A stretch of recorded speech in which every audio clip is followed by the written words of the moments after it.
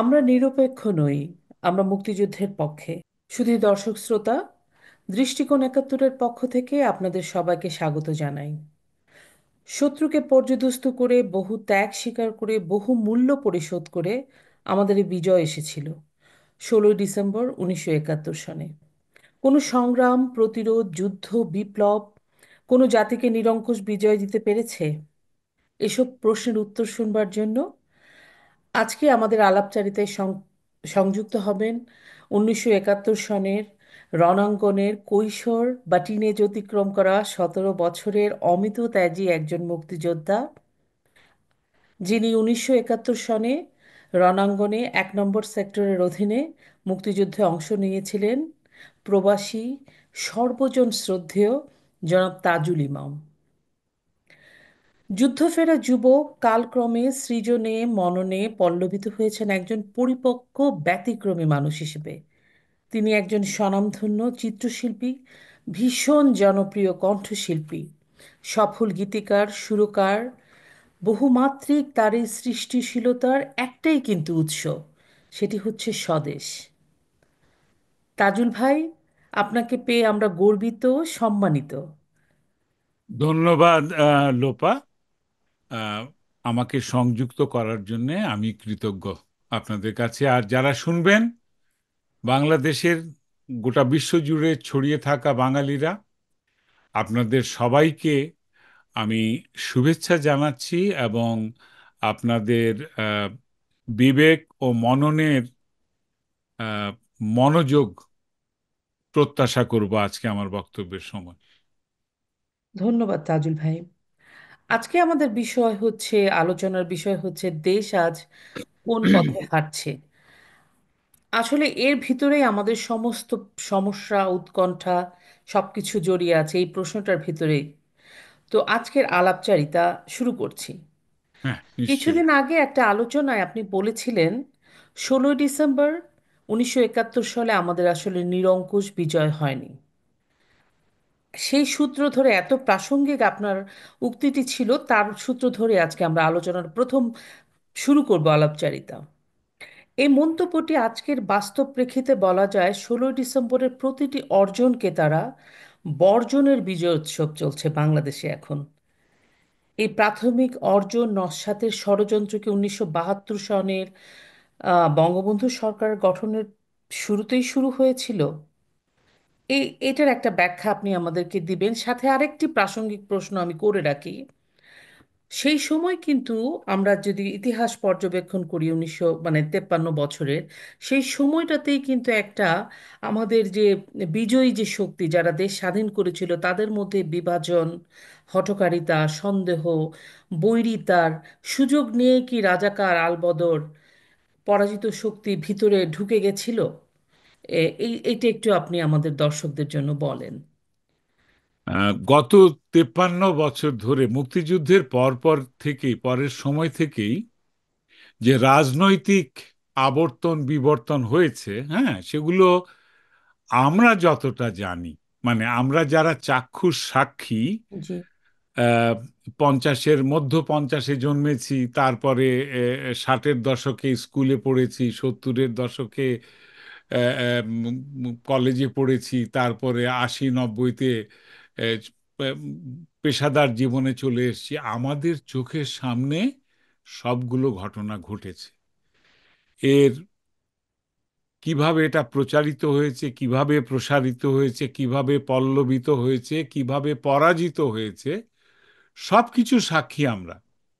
কাজেই যারা এই 2000 সালের পরে জন্মেছেন, হ্যাঁ, বা তার পরের দশকে জন্মেছেন, যাদের বয়স 15 থেকে 20-এর মধ্যে, যারা সো কল্ড জেনারেশন জি, জেন জি বলে নিজেদের দাবি করছেন, জি। হ্যাঁ, তাদের ভিন্নতা, ভিন্ন মানসিকতা আমি সম্মান করি।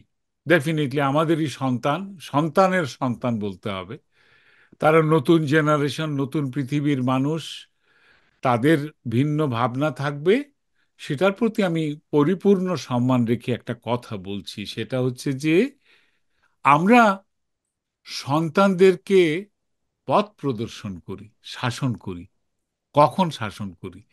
যখন দেখছি যে সে ডিরেইলড হয়ে যাচ্ছে সত্য এবং সুন্দরের পথ থেকে, অসত্য অসুন্দরের দিকে যখন যাবে, তখনই আমরা নড়ে চড়ে বসবো, আমরা বাধা দেব। হ্যাঁ, এই প্রসঙ্গে আহ, কালিল জিব্রানের একটা কবিতার দুটো লাইন আর কি, এ ঠিক হুবহু বলতে পারবো না, অনুবাদটা এরকম যে তোমার সন্তানেরা তোমার অধীন বা তোমার মালিকানা সত্ত্বে নয়।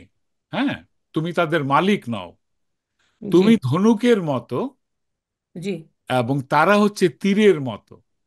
ওকে, তাদেরকে সেই ধনুকের ছিলার মধ্যে লাগিয়ে জি, তাদেরকে তুমি লক্ষ্যের দিকে ছুড়ে দেবে। চরিত্রে, যেই মুহূর্তে সে চলে যাবে, ওই লক্ষ্যের দিকে সে যাবে, লক্ষ্যটা নির্ণয় করাটা আমাদের দায়িত্ব। জি, যারা তীরন্দাজ যারা তীরন্দাজ তাদের দায়িত্ব লক্ষ্য ঠিক করা, জি, কিন্তু তীরের দায়িত্ব নয় নিজে খুঁজে ওখানে যাওয়া, অথবা তীরের দায়িত্ব নয় ফিরে আসা আবার, থুক্কু আমার সম্পর্ক, ভুল হয়েছে হ্যাঁ, আবার দাও। ওটা হবে না, একবার ছুড়ে দিলেই সে চলে গেল। তো আমরা গত 50 বছরে জি, আমাদের মুক্তিযুদ্ধের যে অর্জন, যেটা লক্ষ্য ছিল, জি, যে লক্ষ্যে আমাদের তীর ছোড়ার কথা, লোপা, আমি বলবো প্রথমে একটা আত্মসমালোচনা তো থাকতে হবে। আমরা কি পেরেছি সেই লক্ষ্যের দিকে তাদেরকে ধাবিত করতে? কোথাও না কোথাও আমরা ব্যর্থ হয়েছি। হ্যাঁ, আর এটার সঙ্গে যোগ হয়েছে, হ্যাঁ, প্রতিকূল আবহাওয়া। জি, আপনি নিস্তরঙ্গ একটা আবহাওয়ার মধ্যে, রৌদ্রোজ্জ্বল দিনে আপনি যেভাবে তীরের লক্ষ্য ঠিক করে ছুটতে পারবেন, জি, প্রচন্ড ঝড়ের মধ্যে বা বৃষ্টির মধ্যে সেটা হবে না। এই হবে, ঝড় বৃষ্টি গত 53 বছর ধরে আমাদের জাতীয় জীবনে, আমাদের উন্নয়নে, আমাদের এগিয়ে চলায়, আমাদের পেশায়, আমাদের শিক্ষায়, সব কিছুতে একটা অন্তঃসলীলা ষড়যন্ত্র কালো মেঘের মতো ছায়া ফেলেছে, এবং কখনো কখনো ঝড়ের মতো এসে অনেক কিছু ভেঙে দিয়েছে। আজকে আমি এই উপমাগুলো ব্যবহার করছি আমার বক্তব্যকে নমনীয় বা কমনীয় করার জন্য, কিন্তু যেন বোধগম্য হয় সবার জন্য, সেই জন্যই বলা। তো এই যে ঝড়, এই যে ষড়যন্ত্রের ঝড়, এটা কি, আপনি যখন প্রশ্ন করেছিলেন আমাকে, এটা কি সব 71 থেকেই ছিল? জি, হ্যাঁ, এটা মুক্তিযুদ্ধের সময় থেকেই ছিল। কারণ মুক্তিযুদ্ধের সময় কি ঘটেছে বাংলাদেশে, তার একটা সংক্ষিপ্ত বিবরণ দেই। সেটা হচ্ছে যে যত মানুষ বঙ্গবন্ধুর পেছনে এসে দাঁড়িয়েছিল, ঐক্যবদ্ধ হয়েছিল, জি, নট নেসেসারিলি আওয়ামী লীগ করেছে, বঙ্গবন্ধুকে নেতা মেনেছে যারা, জি, সেটা দেশের 7.5 কোটি লোকের মধ্যে ধরেন 3% বাদ দিয়ে বা 2% বাদ দিয়ে বাকি সবাই।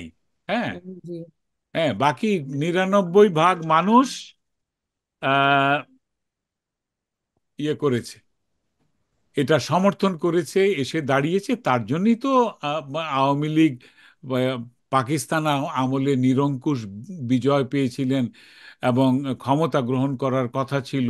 হ্যাঁ, যা হোক, সেই ইতিহাসের যে পরিবর্তন, সেগুলোর জন্যে যা ঘটেছে আমরা জানি, সেটা পাকিস্তান সেটা চায়নি, এবং তার সামরিক বাহিনী দিয়ে বাঙালিদেরকে চিরতরে স্তব্ধ করে দিতে বা স্ম্যাশ করে দিতে চেয়েছিল। এবং তখন, লোপা, যা ঘটেছে সেটা হচ্ছে যে পাকিস্তানের যে 93,000 সশস্ত্র মিলিটারি যারা এসেছিল, তাদের সঙ্গে যোগ দিয়েছিল এই বাংলায় আমারই প্রতিবেশী, আমাদেরই বন্ধু, আত্মীয় স্বজন কিছু সংখ্যক মানুষ। জি, তারা চিনিয়ে দিচ্ছিল কারা মুক্তিকামী। এদেরকে খুঁজে খুঁজে বের করে ধরে মারা হচ্ছিল, নির্যাতন করা হচ্ছিল, ধ্বংস করে দেওয়া হচ্ছিল। আসলে তাদের তাদের মোরালিটি ধ্বংস করতে গিয়ে তাদেরকেই মেরে দিচ্ছিল এরা। হ্যাঁ, হিন্দুরা ছিলেন প্রথম টার্গেট। ভিকটিম, কারণ, হ্যাঁ, কারণ পাকিস্তান এখন যেটা দেখতে পাই আমরা, পাকিস্তানে হিন্দু বলে কিছু নেই। খ্রিস্টান যারা আছেন তারাও লুকিয়ে আছেন, নাম হারিয়ে আছেন। হ্যাঁ, পাকিস্তান, ওরা মুসলিম দেশ, ওরা মুসলিম দেশ হিসাবে ওই দেশ থেকে যাবতীয় অন্য ধর্মের মানুষকে বিতাড়ন করেছে।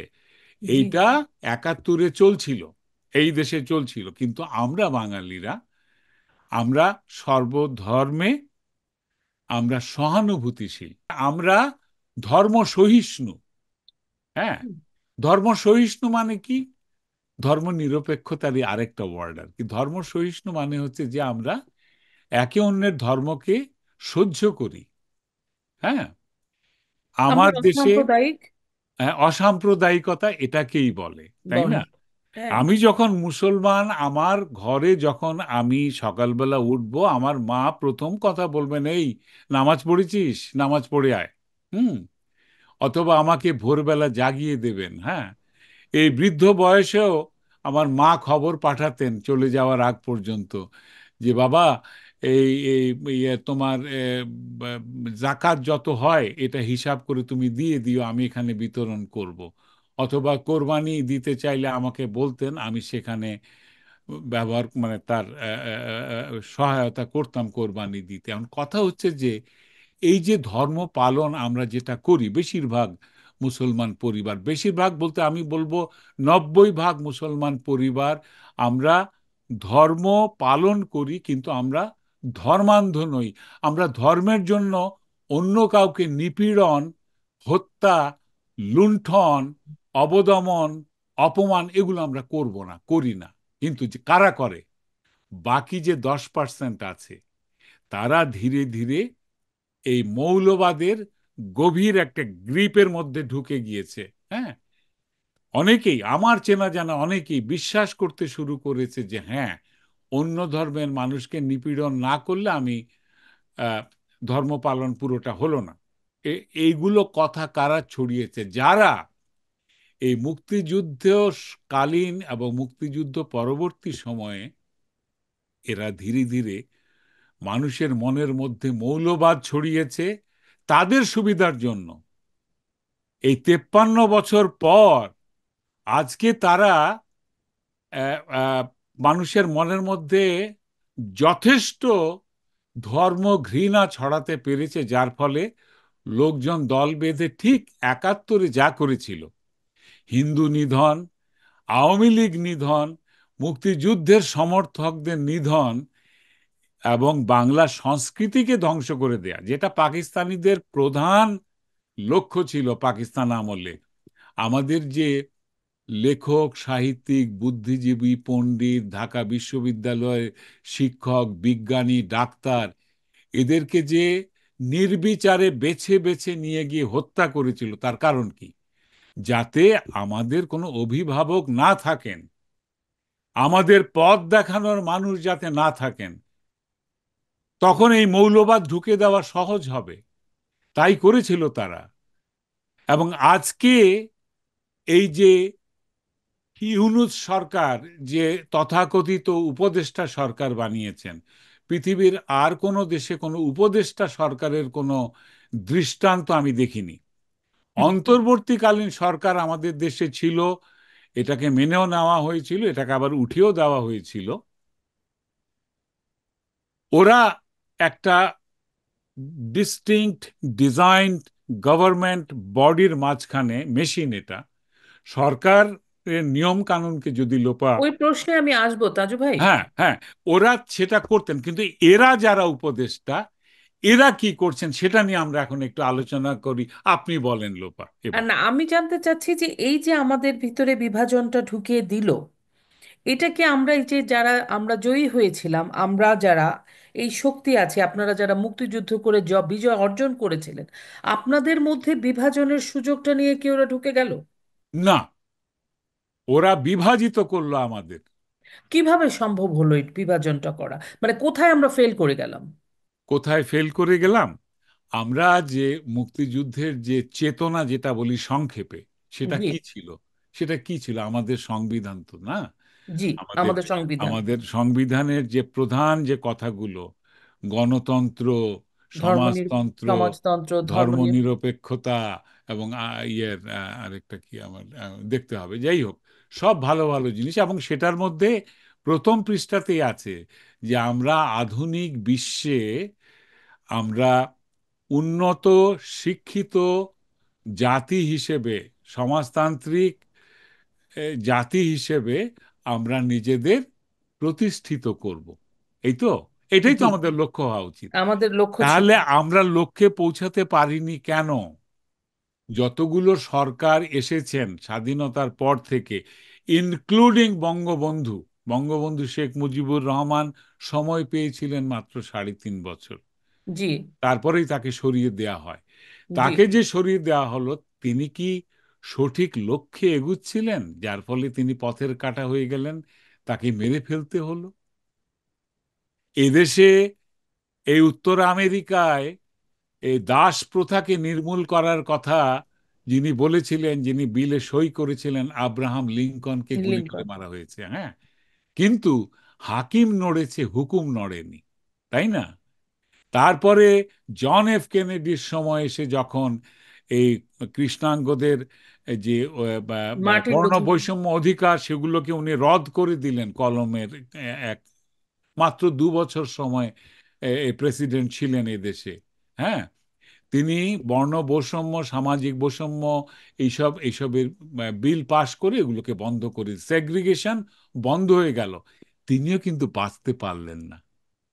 তো বঙ্গবন্ধু নিশ্চয়ই কিছু করছিলেন ভালো কাজ, যার ফলে তাকে সরিয়ে দেয়া হয়েছে। তাকে সরিয়ে না দিলে এই মানে লক্ষ্য অর্জন, যারা এটা করছে তাদের লক্ষ্য অর্জন হতো না। জি, তো আমার কথা হচ্ছে যে বঙ্গবন্ধুকে এই যে মেরে ফেলা, এবং তারপরে বাংলাদেশে একের পর এক বাংলাদেশের মৌলিক যে শিক্ষা, সেটার চেয়ে মাদ্রাসা শিক্ষায় ভরে গেছে বাংলাদেশ। 62,000 গ্রামের মধ্যে বোধহয় 65,000 মাদ্রাসা আছে, ইনক্লুডিং হুম, মেয়েদের মাদ্রাসা। এরা আরবি শিখছে, কিন্তু এরা জ্ঞান, বিজ্ঞান, ইতিহাস, বাংলাদেশের ইতিহাস, সমাজ বিজ্ঞান, অঙ্ক, শাস্ত্র, এসব কিছু শিখছে না। এরা ভালো করে শুদ্ধ বানানে বাংলা লিখতে পারে না। এরা আরবি পড়ে কিছু বোঝে না। এরা ফিকাহ শাস্ত্র পড়ে উর্দুতে, জানেন আপনি সেটা? হ্যাঁ, ভাঙা ভাঙা উর্দু সে, মানে বাংলাদেশি, মানে বাঙালি উচ্চারণ উর্দু। এই উর্দুতে ওরা ফিকাহ শাস্ত্র পড়ে। কেন বাংলাতে ফিকাহ শাস্ত্র নেই? কেন হতে পারে না? অনুবাদ হতে পারে না? এগুলো তারা করে না। তারা মাদ্রাসায় জাতীয় সঙ্গীত পড়ে না। আপনাকে একটা কথা বলি, গত 40 বছর তো আমি দেশে গিয়েছি, 40, 45, 43 বছর আমি দেশের বাইরে, 2-3 বছর পর পর বা অলমোস্ট আমি দেশে যাই। 21-এর সময় যাই যাতে বই মেলা দেখতে পাই, হ্যাঁ। সেই বই মেলাতে আজকে থেকে 30 বছর আগে, আজকে থেকে 25 বছর আগে, 20 বছর আগে, 15 বছর আগে, 10 বছর আগে, আমি তো প্রতিবারই গিয়েছি। সেখানে হুমায়ুন আহমদের স্টলে ভিড়ের জন্য আপনি ভিড়তে পারবেন না। কিন্তু ওখানে সবচেয়ে সুন্দর ছাপানো বই হচ্ছে যত ইসলামী প্রকাশনী। আমি সেখানে ঘুরি কেন, ওখানে কোনো খুব কম পাঠক ঘোরাঘুরি করে। তাদের বইয়ের পাতা অ্যাসিড ফ্রি কাগজে ছাপানো, অত্যন্ত এক্সপেন্সিভ কাগজ, যেগুলো ওই নিউজ প্রিন্টের মধ্যে ছাপানো বই নয়, এগুলো অ্যাসিড ফ্রি কাগজে, সুপার হোয়াইট কার্টিস পেপারে, আপনার বন্ড পেপারে ছাপানো বই, হ্যাঁ, যেটাতে হাতের অ্যাসিডে নষ্ট হবে না। সেখানে বাংলাদেশের ইতিহাস প্রথম 2 পাতা আপনি পড়বেন, ওই পলিটিক্যাল টার্মোইলের কথা লেখা। তারপরেই চলে আসবে বাংলাদেশ ছিল পাকিস্তান, এটাকে ভারতীয় কুচক্রীরা ভেঙে দিয়েছে, ইসলামিক কান্ট্রিকে ভেঙে ভারত ফায়দা লোটার জন্য বাংলাদেশকে স্বাধীন করে দিয়েছে। আমরা যে 30 লক্ষ মরলাম, আমরা যে 2.5 লক্ষ মুক্তিযোদ্ধা অস্ত্র হাতে যুদ্ধ করলাম, আমাদের মাটিতে মিশে গেল 6,000 ভারতীয় মিত্র বাহিনীর সৈন্য, আমাদের যে লক্ষ লক্ষ মানুষ যে ধান খেতে এই ভাগাড়ে, এই গণকবরের মধ্যে শুয়ে আছেন, নদীর গভীরে উদ্বাস্তু হয়ে শুয়ে গেল। আছেন, ওগুলোর কোনো ইতিহাস নেই, কোনো ইতিহাস নেই এখন। কেন নেই? কেন ওরা লিখছে না? ওরা একটা ভুয়া হাদিস চালু করেছে। এই ইসলামী প্রকাশনরা ভুয়া হাদিস চালু করেছে, সেটা হচ্ছে যে একজন মুসলমান আরেকজন মুসলমানের দোষকে ঢেকে রাখলে কেয়ামতের দিন আল্লাহ তাআলা তার গুনাহ, তার পাপকে ঢেকে রাখবেন। এটা কোনো হাদিস হতে পারে না, এটা কোনোদিনও ইসলামের কোনো বিধান হতে পারে না। এগুলো পুরোটাই ভণ্ডামি, পুরোটাই আরোপিত মিথ্যা একটা জিনিস, যেটা দিয়ে দোষ ঢাকার কথা বলা হয়েছে। মানে কিছু কিছু আছে কনভিনিয়েন্সের জন্য ওরা ওদের মতো করে করে নিয়েছে। করে নিয়েছে আর কি। হ্যাঁ, করে নিয়েছে, এবং সেই কারণেই এই যে এই দেশে যে পাকিস্তানি বা আল বদর আল শামস রাজাকারা যে অ্যাট্রোসিটি করেছে, সেইটা ওরা গোপন করে, চেপে যায়। যেমন এই মুহূর্তে বাংলাদেশে লোপা যে ধ্বংসযজ্ঞ চলছে, চলছে। যে হিন্দু নিগ্রহ চলছে, যে আওয়ামী নিগ্রহ চলছে, যে স্বাধীনতার সপক্ষের মানুষদের, বৃদ্ধ মুক্তিযোদ্ধাকে চড় চাপড় দিচ্ছে, ঘর থেকে টেনে বের করে নিয়ে গিয়ে মারধর করছে, অপমান করছে, রাস্তার মধ্যে দাঁড়িয়ে তার গলার টিপে ধরেছে চারদিক থেকে চার পাঁচজন, তার রক্ত ঝরছে মাথা থেকে। আমার কাছে ছবি আছে, আমি এখনই দেখাতে পারবো এগুলো, সবগুলোর ক্লিপিং আছে, ভিডিও ক্লিপিং আছে। হিন্দুদের উপরে যে নিগ্রহ, সেটা একাত্তরকে ছাড়িয়ে গিয়েছে। এই প্রসঙ্গে একটা কথা বলি। কিছুদিন আগে ইউনুস, ডক্টর ইউনুস এবং তার একজন সমন্বয়কও কিন্তু বলেছে যে আহ, হিন্দু বলে নিগৃহীত হচ্ছে না, হিন্দুরা আওয়ামী লীগকে ভোট দেয়, সেই জন্য তাদেরকে নিগৃহ করা হচ্ছে। বাহ! প্রথম কথা হচ্ছে, এটা তো আমার freedom of expression, it's my choice.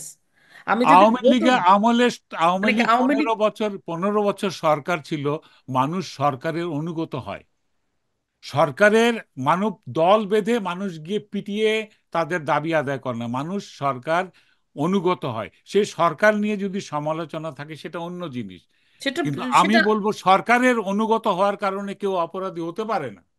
আর সেটাও না যে কারো ব্যক্তিগত পছন্দ অপছন্দ কোনো দলকে বা কোনো নেতাকে করতেই পারে। হ্যাঁ, সেটার জন্য আর এইটা কি কোনো কোনো এভাবে কেউ উনি জাস্টিফাই করতে পারেন? ওনার মতো একটা মানুষ যে হিন্দু না, আওয়ামী লীগকে ভোট দেয় দেখে কি তাকে মারার লাইসেন্স তারা পেয়ে গেল? মানে হ্যাঁ, এটা তো সবচেয়ে worst kind of racism, worst kind of racism. Doctor ইউনূসের কোনো চারিত্রিক চরিত্রে কোনো মানবিকতার কোনো লেশ মাত্র নেই। উনি কিসে পিস প্রাইজ পেয়েছে আপনি আমাকে বোঝান। উনি যে প্রান্তিক গোষ্ঠী, বাংলাদেশের দরিদ্রতম মানুষগুলোকে, যারা 10,000 15,000 টাকা করে উনি লোন দিয়েছে, তাদের কাছ থেকে 90,000 টাকা উনি সেই লোনের সুদ সহ ফেরত নিয়েছে। তারা ফেরত দিতে না পারলে তাদের ঘরের টিন খুলে নিয়ে গিয়েছে। নিয়ে গেছে, তারা গরু নিয়ে দেনার দায়ে গেছে, আত্মহত্যা করেছে। আত্মহত্যা করেছে, আছে এবং সেই টাকা উনি এইখানে ক্লিন্টন ফাউন্ডেশনে, টেনে এই দান এই করেছে ইমেল চোর, কি বলে, হিলারি ক্লিন্টন। হিলারি ক্লিন্টনের ইলেকশনে ফান্ডে উনি জমা করে দান করে অনুদান দিয়েছে। আমরা তো এগুলো জানি। তো উনি কিসের পিস প্রাইজ, কিসের আমাদের নোবেল প্রাইজের মেডেল দেখিয়ে, নোবেল প্রাইজের চামচ দিয়ে, সোনার চামচ দিয়ে আমাদেরকে বিষ্ঠা খাওয়াবেন? এটা তো আমরা খাবো না।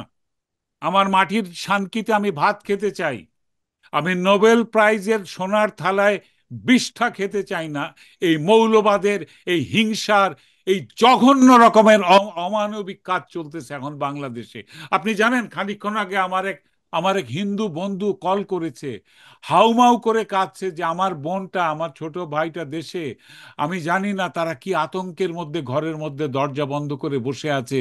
চারদিকে মানুষের সব তকবীর, আল্লাহ আল্লাহু আকবর ধ্বনি দিয়ে তলোয়ার হাতে নিয়ে এরা মিছিল করছে, ছুরি ভোজালি হাতে নিয়ে। আজকে এই নিউজ পেপারে কি, নিউজে কি দেখাচ্ছে এখন তো, মানে আগে তো শুধু বিটিভি বলতো সরকারের কথা, এখন তো সব টিভি।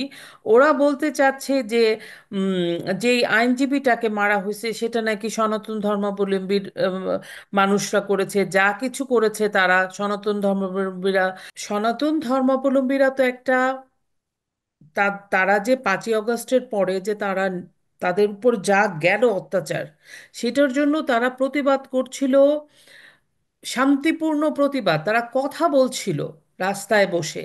তারা তো কাউকে আক্রমণ করে নাই, কিন্তু তাদের উপর যে এই যে লাগাতার 4টা মাস যাবত তাদের উপর যে যে যে চলছে, এখন যে এই যে একজন একজন তাদের যে মুখপাত্র, চিন্ময় চিন্ময় দাস প্রভু, তাকে যে নিয়ে গেলেন, তার জামিন নামঞ্জুর হলো।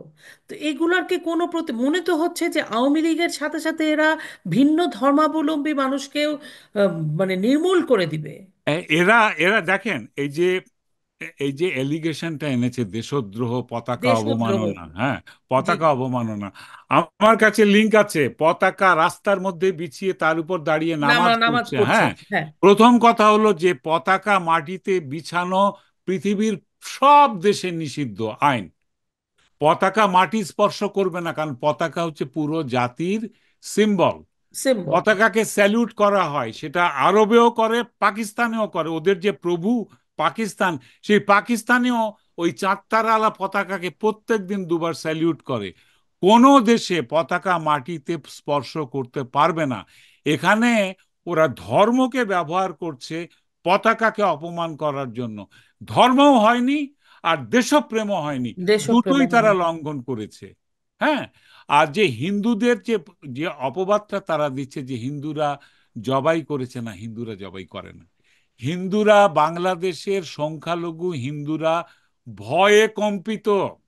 গত 53 বছরে তারা মার খেয়েছে এবং চলে গেছে, মার খেয়েছে চলে গেছে। 23% থেকে কমতে কমতে কমতে কমতে 7% এসে পৌঁছেছে। তারা মার খেয়ে কিল হজম করে চলে গেছে, অপমান হজম করে চলে গেছে। তাদের জোর করে ধর্মান্তরিত করা হয়েছে, তাদের ভয় দেখিয়ে ধর্মান্তরিত করা হয়েছে। এরকম ভিডিও আছে। কারা জবাই করে বাংলাদেশে আমরা জানি। এই কদিন আগে যে ছাত্র আন্দোলনে আড়াল থেকে গুলি করে লাশ ফেলে জনগণকে খেপিয়ে সরকার পতন করেছে।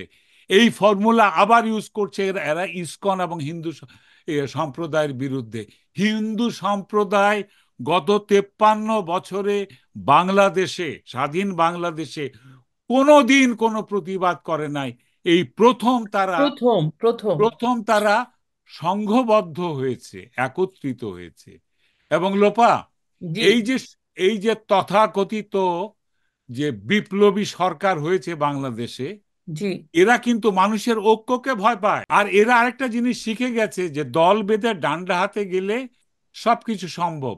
প্রতিটা কলেজ, একটা কলেজ আরেকটাকে ভেঙে ওদের কম্পিউটার, ওদের সব আসবাবপত্র, কাগজপত্র, ছাত্রদের নথিপত্র সব ধ্বংস করে চলে আসছে প্রতিটা কলেজ। এ পর্যন্ত আমি লিস্টে দেখলাম কমপক্ষে 20-25টা কলেজে এই ধ্বংস চলছে।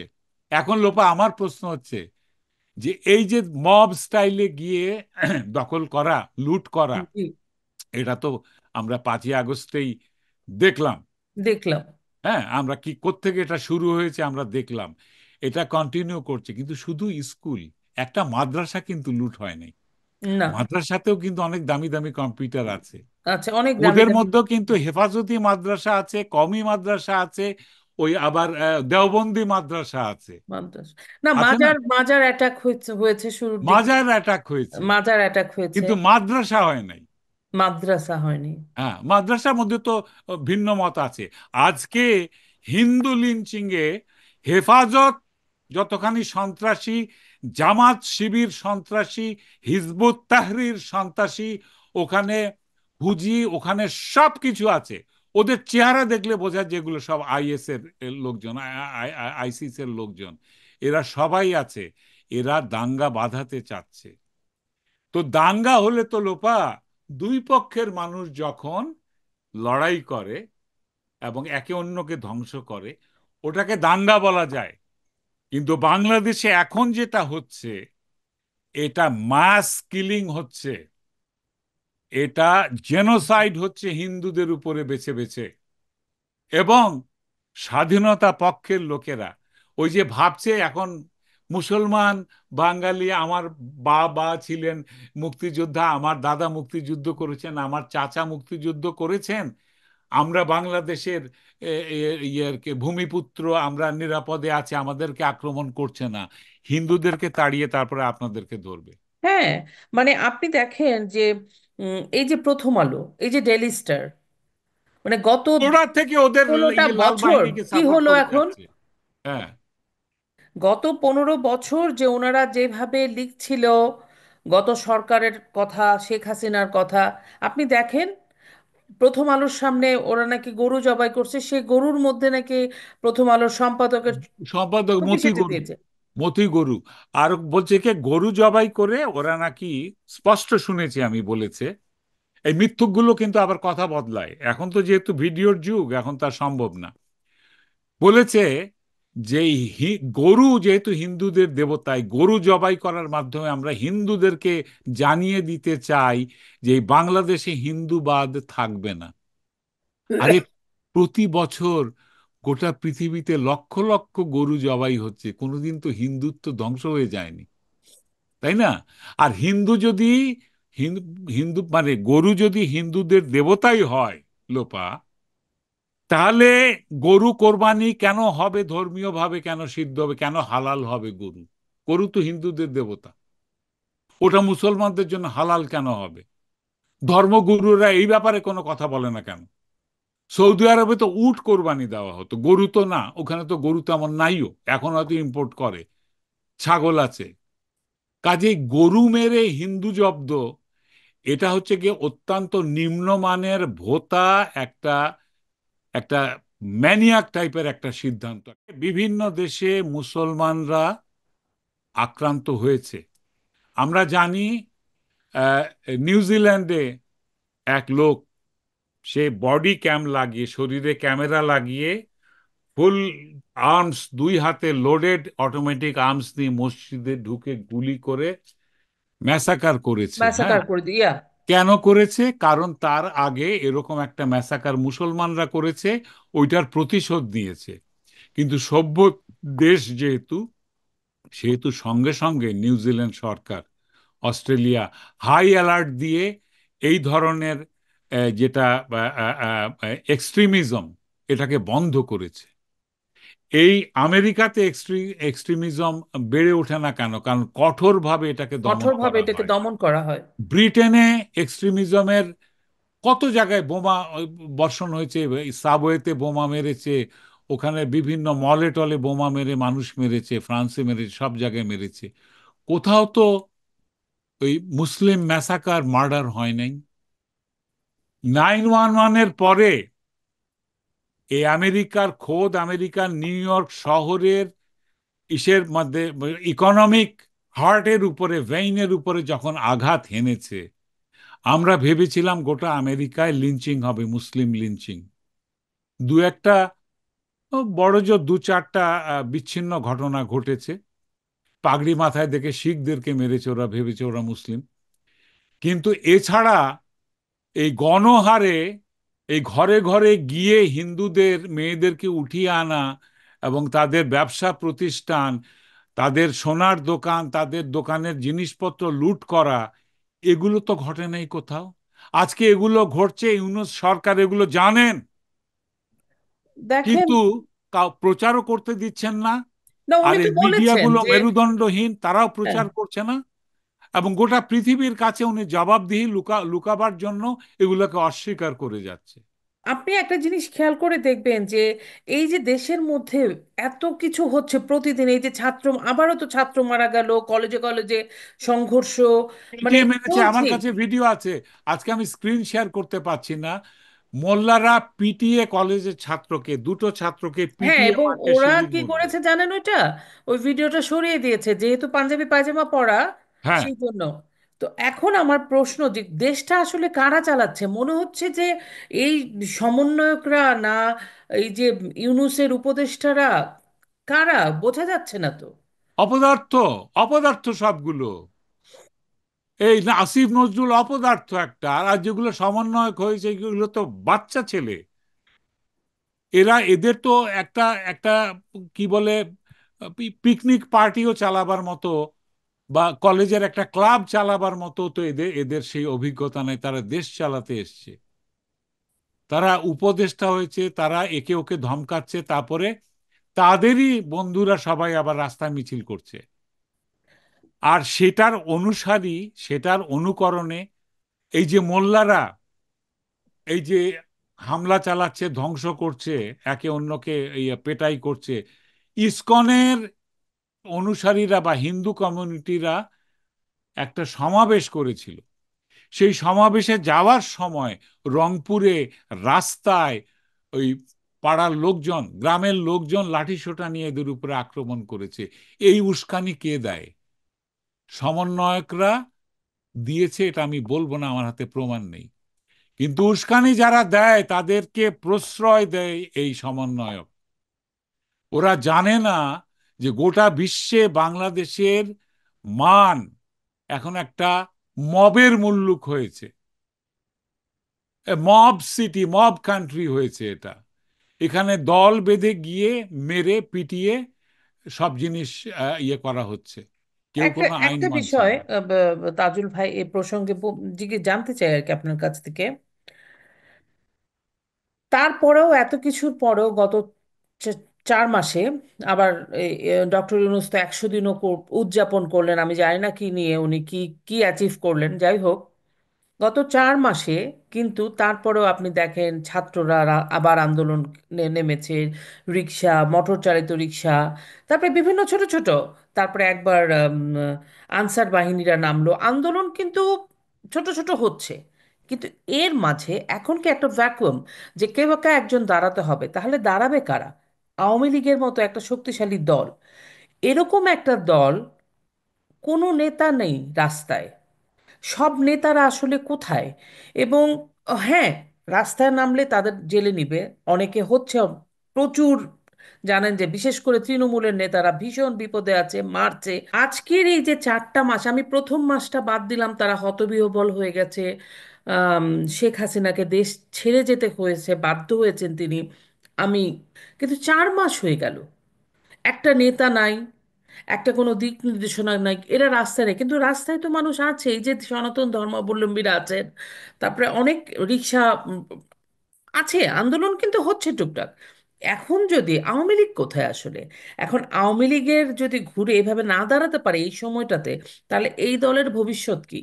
আর আমরা যত কথাই বলি এই দলের ভবিষ্যৎ, বাংলাদেশের ভবিষ্যৎ কি? কারণ অনেক সময় একটা অপবাদ আমরা শুনি যে মুক্তিযুদ্ধকে আওয়ামী লীগ নিয়ে গেছে। আসলে কিন্তু ব্যাপারটা ওরকম না। আহ, আওয়ামী লীগের অপোজিশন হ্যাঁ, যারাই এসছে, একটা সেক্টর কমান্ডারের হাত ধরে প্রথম পরাজিত শক্তি এই দেশে জায়গা করে নিয়েছে। হ্যাঁ। তার মানে কি, মুক্তিযুদ্ধকে একটা যে পক্ষটা ডিজোন করেছে, যারা পরাজিত শক্তির গাড়িতে জাতীয় পতাকা তুলে দিয়েছে, অটোমেটিক্যালি মুক্তিযুদ্ধ তো আওয়ামী লীগের দিকে ঘুরে গেছে। এটা তো আওয়ামী লীগ নিয়ে কিন্তু নেয়নি, ছিনিয়ে লোপা, নেয়নি।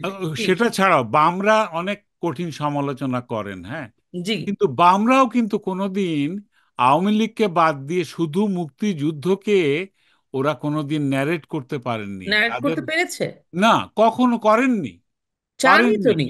হ্যাঁ, মুক্তিযুদ্ধ যদি ওনারা এতই যদি ইয়ে করে থাকেন বামরা, হ্যাঁ, আমরাও মুক্তিযুদ্ধ করেছি, আপনারা তো কোনোদিন আপনাদের কথাই তো বলতে আসেননি সেই যে তো আমরা কথা। মুক্তিযুদ্ধে এই করেছি বা মুক্তিযুদ্ধের উদ্দেশ্য এটা ছিল।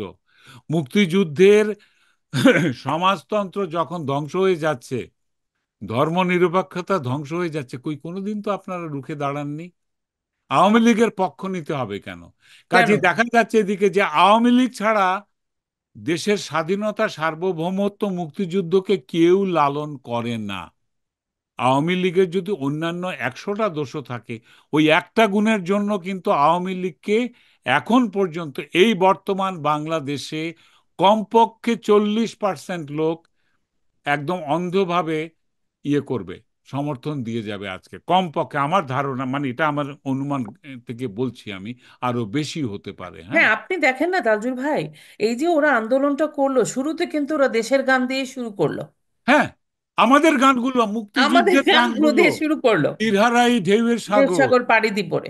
হ্যাঁ, আমাদের মানুষকে কেউ উদ্বুদ্ধ দাবায় করতে রাখতে গেলে পারবা না, মানে দেশের গানই গাইতে হবে, জোর। মুক্তিযুদ্ধের কথাই বলতে হবে। তো আমার কথা হচ্ছে, আমার প্রশ্নটা ছিল যে আওয়ামী লীগ কি ঘুরে দাঁড়াতে পারবে? ওনারা কোথায়?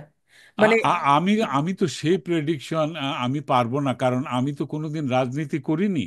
জি, তবে যে যে আমি যেটা মানে অ্যানালিটিক্যাল ইয়েতে আমি যেটা বলতে পারি সেটা হচ্ছে জি, যে সমষ্টি তখনই পরিচালিত হয় যখন একজন ব্যক্তিত্ব থাকে, জি, লিডার থাকে। হ্যাঁ, জি, আমরা মুক্তিযুদ্ধ করতে পেরেছিলাম, আমাদের নেতা ছিলেন, জি, শুধু বঙ্গবন্ধু নয়, সেই সময় পরীক্ষিত নেতা ছিলেন অন্তপক্ষে আরো 50 জন। জি, হ্যাঁ, এরা অভিজ্ঞ, বয়স্ক, এরা ডেডিকেটেড। আমাদের সৈয়দ নজরুল ছিলেন, তাজউদ্দিন ছিলেন, তাজউদ্দিন কামরুজ্জামান ছিলেন। ইয়া, আমরা তাদের ইয়েতে নিয়ে যুদ্ধ করেছি। আমাদের মুক্তিযুদ্ধের হাই কমান্ড যারা ছিলেন, সেক্টর কমান্ডার যারা ছিলেন, এরাও আমাদের নেতাই ছিলেন, জি, রাজনৈতিক নয়। এরা ছিলেন আমাদের শক্তির নেতা। হ্যাঁ, আজকে বাংলাদেশে মানুষ পরাজিত একটা শক্তি, ঠিক 71-এর মতো। ঠিক 71-এর কন্টিনিউশন হচ্ছে, হঠাৎ করে 16ই ডিসেম্বর অদৃশ্য হয়ে গেছে, মুছে গেছে। এবার যুদ্ধটা যেন চলছে। 53 বছর পজে ছিল, জি। পজ বাটনে চাপ ছিল, এবার চলতে শুরু করেছে আবার মুক্তিযুদ্ধ। এবার কি হবে? এবার তো আমাদের মিত্র বাহিনী নেই, এবার তো আমাদের ওই শরণার্থী তো সব ঘরের ভেতরেই। হ্যাঁ, তো আমার কথা হচ্ছে যে ঘুরে দাঁড়াতে হবে, যদি না দাঁড়ান তাহলে ঘরের ভেতরে মারা যাবেন। আর ঘুরে দাঁড়ালে বেঁচে থাকার একটা সম্ভাবনা আছে।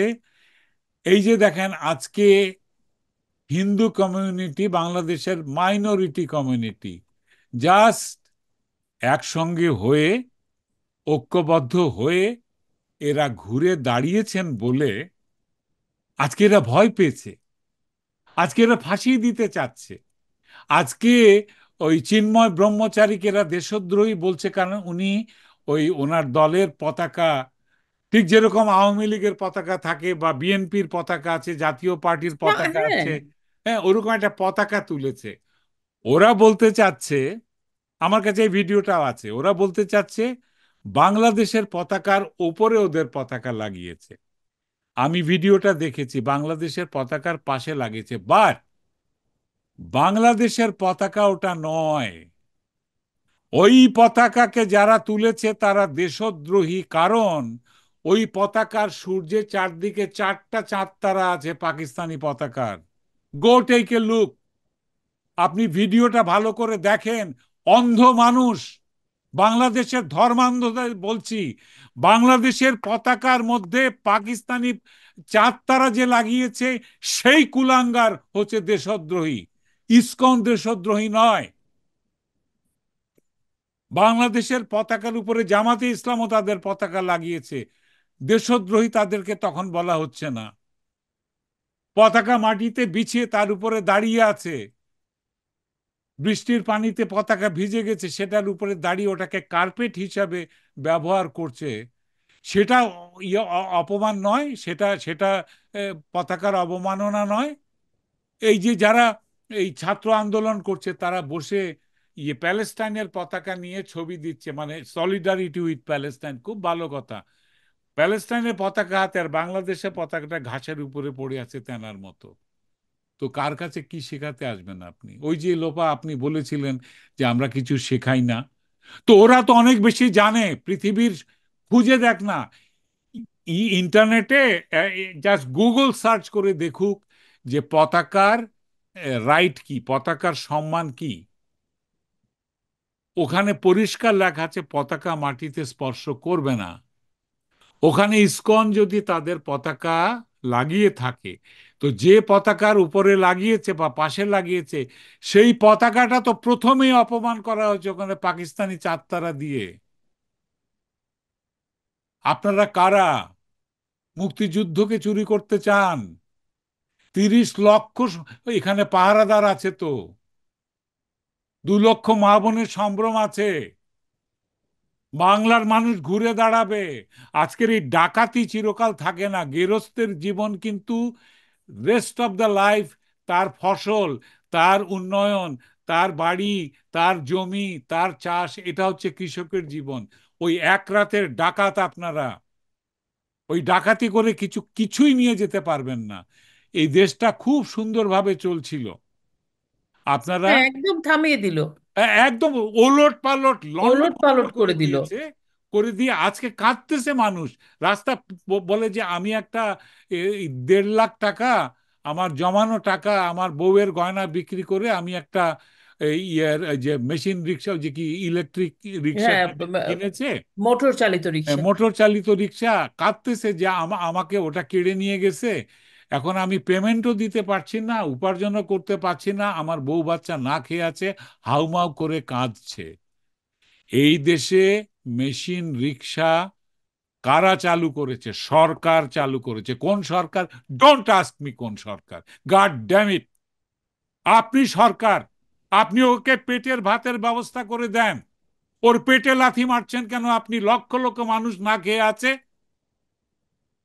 ইলেকট্রিক তো সবকিছু চলে আপনাদের, দাড়ি কামাবার রেজারটা পর্যন্ত ইলেকট্রিকের। কঠিন পরিশ্রম জানেন, লোপা রিক্সা চালানো কি কঠিন। আমার প্লাটুনের ছেলে হাসেম, তার যক্ষা হয়ে গেছে রিক্সা টানতে টানতে। আজকে সেই রিক্সা যদি ইলেকট্রিক ব্যাটারি সে লাগায়, তাহলে স্পিড কন্ট্রোল করেন তার। তার রিক্সা কেন কেড়ে নেবেন আপনি? কে অধিকার দিয়েছে আপনাদের? সে তো ব্যবসা করে যাচ্ছে, সে তো তার পরিবার পরিশ্রম করে চালাচ্ছে। সে ব্যাংক থেকে টাকা লোন নিয়ে ঋণ খেলাপি হয়ে পালিয়ে যায়নি। আপনারা ঋণ খেলাপিদের ধরতে পারেননি, তাদেরকে ইজি সেফ প্যাসেজ দিয়ে দিয়েছেন বিদেশে। আপনারা ধরছেন দরিদ্রতম মানুষগুলোকে। আজকে আমার মেয়েরা কাজ করতে পারছেন না, গার্মেন্টস ফ্যাক্টরি পুড়িয়ে দিয়েছেন, ইয়ে করে দিয়েছেন। কোথায় যাবে এরা? রাস্তায় যেসব মেয়ে দাঁড়ায়, যাদেরকে আমরা তথাকথিত ভদ্র শিক্ষিত জনেরা পতিতা বলি, যারা দেহ পসারিনী বলে যাদেরকে ঘেন্না করি, তাদের ঘরেও তো মানুষ আছে, রুগ্ন বাবা মা আছে, তাদেরও খিদা পায়, তাদেরকে একটা চাকরি দেন। তার আগে তো পিটিয়ে জানেন, মানে ওই লোহার রড প্লাস্টিক দিয়ে কাভার করা সবুজ রঙের, ওটা দিয়ে পিটিয়ে মেয়েটাকে, মানে একটা একটা 18-19 বছরের মেয়েকে বেধড়ক মারছে। মেয়েটা মাটিতে পড়ে পায়ে জড়িয়ে ধরেছে, তারপরেও ছাড়ছে না। হজরত ওমর হয়েছেন আপনারা? হজরত ওমর হলে ওকে আগে খেতে দেন। অত্যাচারী, রাজাকার, বাংলাদেশের স্বাধীনতা কেড়ে নিতে চান আপনারা। এটা হবে না। বাংলাদেশ আর কখনো পাকিস্তান হবে না। বাংলাদেশ কখনো মৌলবাদীদের শাসনে যাবে না। আমার মেয়েরা কাজ করবে, আমার মেয়েরা কলেজে যাবে, আমার ছেলেরা স্বাধীন ব্যবসা করে জীবিকা নির্বাহ করবে। তারা ভিক্ষা করবে না। তারা আল্লাহর নাম ইবাদত করে, রিসাইট করে, ওয়াজ মাহফিল করে ভিক্ষা করবে না আপনাদের মতো ভিক্ষুকের দল।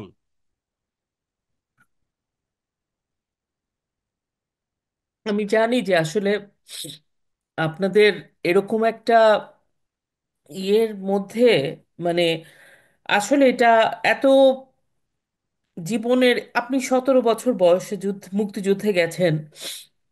আপনাদের আমরাই বোধহয় ব্যর্থ প্রজন্ম যে আপনাদেরকে আমরা, আপনারা আপনাদের কাজটা করেছিলেন, আমরা আসলে আমাদের কাজটা করতে পারি নাই। আমরা আমাদের পরবর্তী প্রজন্মকে হয়তো আমরা ভালো শিক্ষাটা দিতে পারি নাই বাংলাদেশ। বহুবার বহুবার লোপা, আমি নতুন প্রজন্মের সঙ্গে আমার তর্ক হয়, একদমই যে ইগনোর করে যাই তাদেরকে না, কথা হয়। কারণ আমি আগে শিল্পী বলে বা সঙ্গীত শিল্পী বলে ছবি আঁকি বলে আমার সঙ্গে এই কমিউনিকেশনটা নতুন জেনারেশনের আছে। আমাকে বলেছে, আমার ব্যান্ডের ছেলে আমাকে ফেসবুকে লিখিত প্রশ্ন করেছে যে তাজু ভাই, আপনাদের এই ঘৃণা আমরা কেন বহন করব? আমরা তো নতুন প্রজন্ম। সুন্দর একটা প্রশ্ন করেছে আমাকে।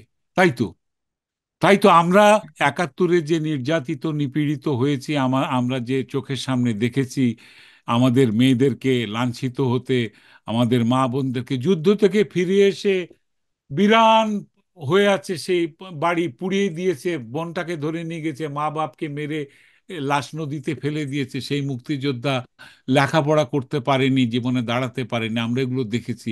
আমাদের ঘৃণা থাকতেই পারে, হ্যাঁ, সেই ঘৃণা আমার সন্তানের মধ্যে আমি সঞ্চারিত করব না। তবে ওইটা যে অন্যায় হয়েছিল আমাদের প্রতি, এই ইতিহাস তো জানতে হবে বাবা। আর আমাদের এটাকে মূল অন্যায়কে জায়গায় তো, অন্যায় বলতে হবে। হ্যাঁ, এবং আমাদের মূল জায়গায়, যে আমাদের যে মূল জায়গা, আমাদের যে সংবিধান, আমাদের সংবিধান যা বলে, আমাদের দেশের যে মূল, আমাদের যে একাত্তরের চেতনা, সেটা তোকে আমাদেরকে তো, কোনো পৃথিবীর কোনো দেশ আছে যে নিজের অস্তিত্বকে অস্বীকার করে? আমি তো, অদ্ভুত ব্যাপার এটা তো। অদ্ভুত। কোনো কিছু পরিবর্তন হচ্ছে না, নতুন যুগ এসছে, তোমার তোমার ফোনের মডেল প্রতি বছর বদলাচ্ছে। তুমি লেখাপড়া করবে, তুমি ইয়েতে যাবে, বিদেশে যাবে, লেখাপড়া করবে, অথবা অন্য দেশে তুমি চাকরি করবে, অথবা তুমি আউটসোর্সিং যে কাজগুলো বাংলাদেশে যায়, হ্যাঁ, বাংলাদেশে আইটি ফিল্ডের আউটসোর্সিং এর যে কাজ যায় সে, বা বিভিন্ন কোম্পানির আউটসোর্সের কাজ, যেটা ইয়ার মানে রিমোটলি ডিজিটালি করা যায়, এই কাজগুলো কিন্তু অনেক ছেলে মেয়ে আছে, ওরা ডলারে পেমেন্ট পায়, হ্যাঁ। তাই না? এই সুবিধাটা কখন হবে?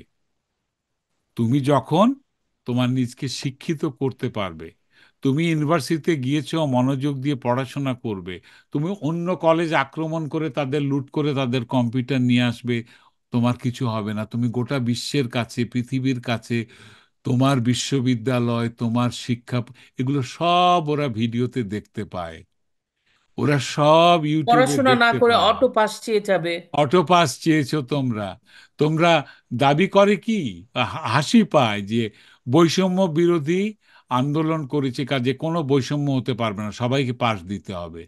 আরে পরীক্ষা মানেই তো বৈষম্য। যে ভালো করবে সে ভালো রেজাল্ট করবে, সে প্লাস পাবে। আর তুমি পড়াশোনা করনি, তুমি সারাদিন টিকটক করেছো, গাব্বু মেরেছো পত্রিকা পরীক্ষায়, তুমি কাঁচকলাটাও পাবে না। তো ওইটাই তো বৈষম্য, ওই বৈষম্য তো কলেজে হবেই, ওটাকে তো রোধ করা যাবে না, তাহলে লেখাপড়া হবে না। তুমি কলেজে যাবে, গায়ে ফু দিয়ে ঘুরে বেড়াবে, আর তারপরে বছর শেষে তোমার প্রমোশন হয়ে গেল, সার্টিফিকেট, তা তো হবে না বাবা।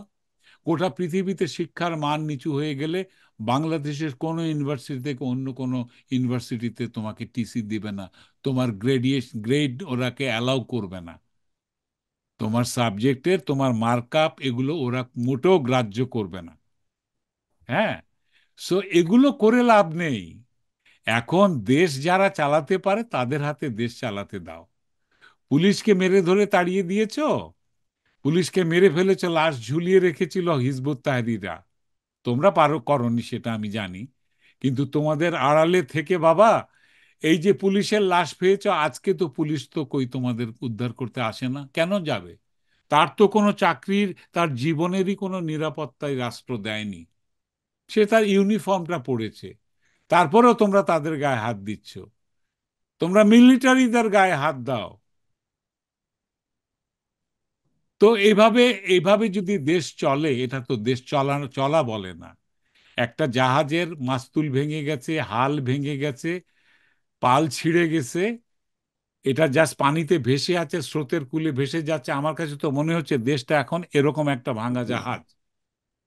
এইবার তরুণ সমাজের কাছে আমি বলছি, জি। তোমরা যদি বেরিয়ে না আসো, ঠিক আমরা একাত্তরে যেভাবে বেরিয়ে এসেছিলাম, জি। বেরিয়ে আসো বাবারা মায়েরা, জি। তোমরা ঠিক যেভাবে ছাত্র আন্দোলন করেছিলে, জি। তোমরা আজকে এসে হিন্দুদের পাশে দাঁড়াও, ওরা মাইনরিটি, ওরা এই মুহূর্তে নিপীড়িত হচ্ছে, জি। এবং এখান থেকেই যে একতাটা গড়ে উঠবে, জি। এই সমষ্টিগত একতা, এখানে এখানে আওয়ামী লীগ নেই।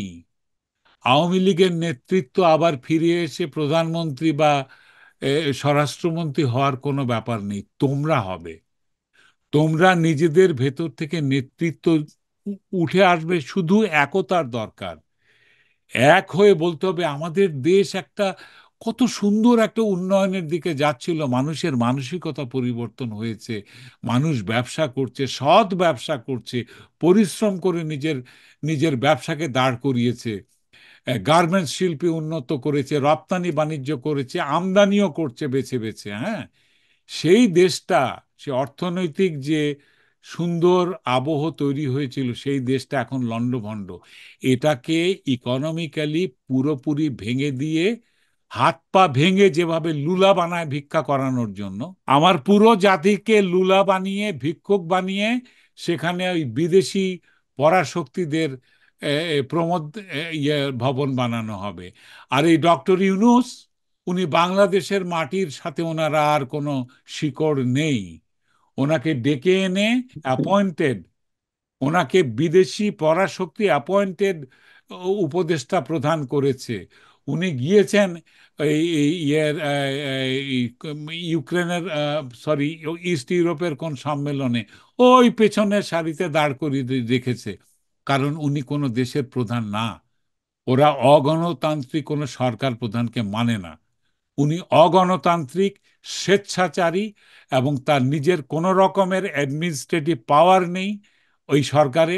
তাকে চালাচ্ছে এবং তার সরকারি সিদ্ধান্ত দিচ্ছে হিজবুত তাহরির এবং এই মৌলবাদীরা, যাদের কোনোদিনই বাংলাদেশে কোথাও কোনো যাদের গ্রহণযোগ্যতা ছিল না। কাজে তোমরা বেরিয়ে আসো, তোমরা ঐক্যবদ্ধ হও, একে অন্যের সঙ্গে যোগাযোগ করো, যোগাযোগের মাধ্যমে একতা বড় বড় হয়ে উঠুক। তোমরা ইন্টারনেটে সাইবার সাইবার ইয়েতে যুদ্ধে অংশগ্রহণ করো। যেভাবেই হোক একতাবদ্ধ হতে হবে, কারণ ঐক্যকেই ওরা ভয় পায়।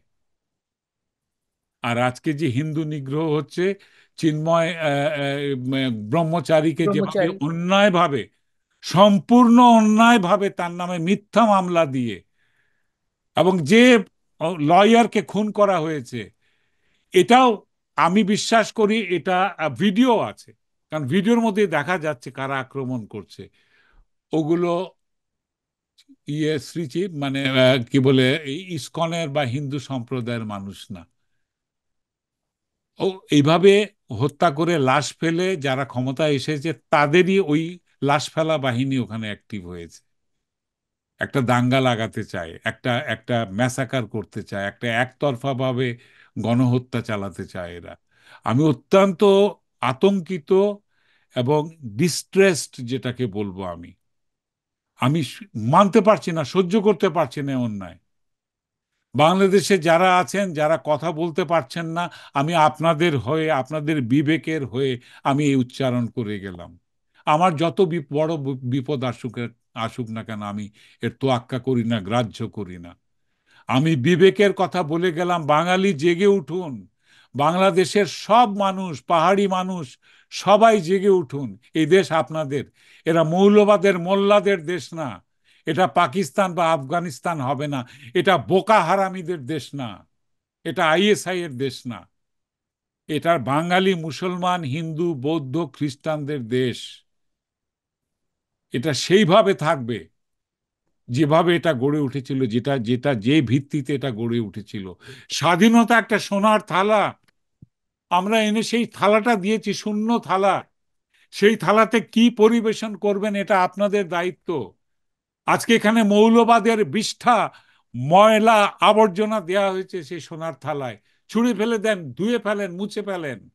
সেই সোনার থালায় মানবিকতাকে পরিবেশন করেন, দেখেন গোটা পৃথিবীতে বাংলাদেশের সম্মান বেড়ে যাবে, বাঙালি হিসাবে সম্মানিত হবেন। আপনার সাথে কথা বলে অনেক কিছু জানলাম। অনেক, সবচাইতে বড় ব্যাপার যে আমাদের আমি সহ আমি আশা করছি যে আমাদের দর্শক শ্রোতারা অনেক ইন্সপায়ার্ড হবেন। এই মুহূর্তে আমাদের সবচেয়ে বেশি দরকার যেটা। তো আমরা অনুষ্ঠানের প্রায় শেষ পর্যায়ে চলে এসেছি। তাজুল ভাই, আপনি শেষ কিছু বলতে চান কিনা আমাদের দর্শক শ্রোতাদের উদ্দেশ্যে? আপনি, না, আমরা তাহলে বলেছি। শেষ আমি করব। আমি যেগুলো কথা বলেছি, জি। সবচেয়ে সুবিধাজনক এই যে এই অনুষ্ঠানটা আমরা ছোট রাখতে পেরেছি, 1 ঘন্টার মতো হয়েছে। জি। তো এটাকে বারবার শোনা যেতে পারে। কোনো জায়গায় যদি ভুল বলে থাকি, সেই মিনিট উচ্চারণ করে সেই ভুলের কথা আমাকে জানিয়ে দেবেন। আমি ভুল শুধরে নেব যদি ভুল কিছু বলে থাকি। আর যদি সমমনা হয়ে থাকেন, যদি একই চেতনাকে ধারণ করে থাকেন, তাহলে এটাকে প্রচার করবেন, লোকজনের কাছে পৌঁছে দেবেন। জি। আমি তুচ্ছ তাজুল ইমাম কি বলছি সেটা বড় কথা নয়।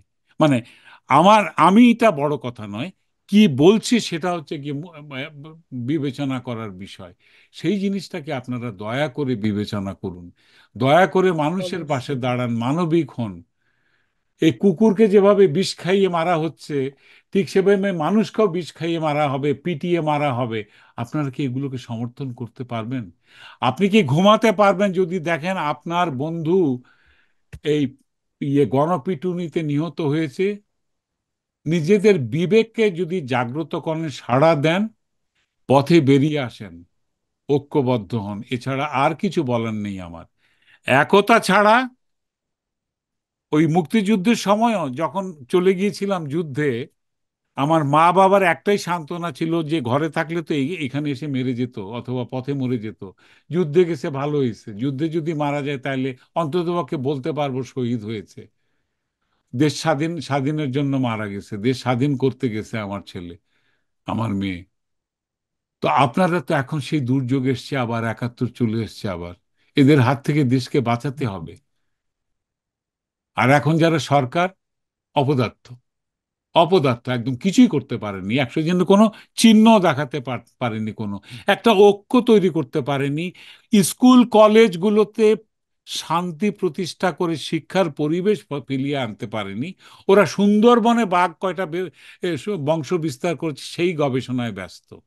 আপনার সাথে কথা বললে অনেক ভালো লাগলো তাজু ভাই, আপনি ভালো থাকবেন। তারপরেও আমার কাছে কেন জানি মনে হয় যে আপনাদের এত ত্যাগ, এত কিছু আমাদের, আমার মনে হয় যে শেষ হাসিটা আমরাই হাসবো। বাংলাদেশ আসলে এভাবে পরাজিত শক্তির কাছে পরাজিত হবে না।